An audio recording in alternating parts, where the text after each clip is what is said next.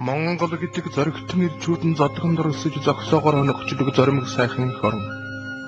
Монгол гэдэг сарангаа сайлчин охидн салхинд бурлсан сайхан их орн.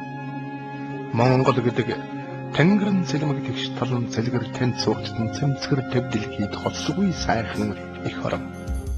Яруу найрагч төрийн шагналт чоонмын 90 насны ой зориулсан хүндэтгэлийн арга хэмжээнд залгыг хүлээж авч хүрэлцэн ирсэн эрхэм сайхан хүмүүс та бүхэнд юуны өмнө чин сэтгэлээсээ талархаж энэ хорвоогийн хамгийн сайн сайхан бүхнийг хүсэн өрөөж байгааг хэлцгаая.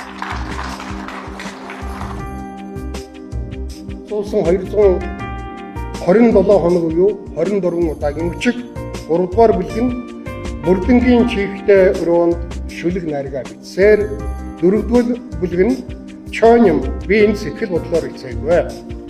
5 дугаар бүлэг нь удахгүй хоёрыг улсын дээш хөх мэднэ гэсэн ийм 5 бүлгээс одоо бүрдэж байсныг та бүхний зарим нь өнөөдөр санаж байгаа гэдэгт би хэлтэй байна. Тэгвэл нэмж засварласан 2 дахь хэвлэлтэнд дараах 6 бүлгийг хоошнэр нэмж бичснээр би өнөөдөр та бүхэндээ маш товчхон танилцуулж байна.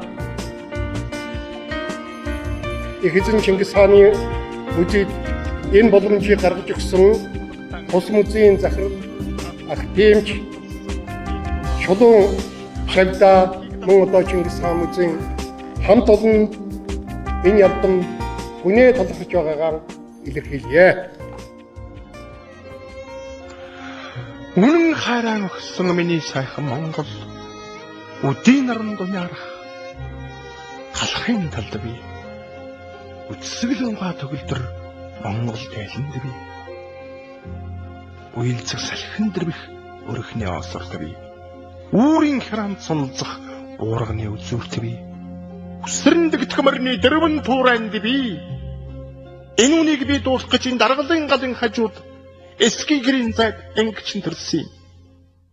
Аргалын гал төлсөн эсгийн гэрийн дотор ийм агуух заншилтай өвөрмөц үндэстэн байдаг. Энэ бол Монгол. Энэ үнээс хойш Монгол хэвээрэн мандаж байх болно.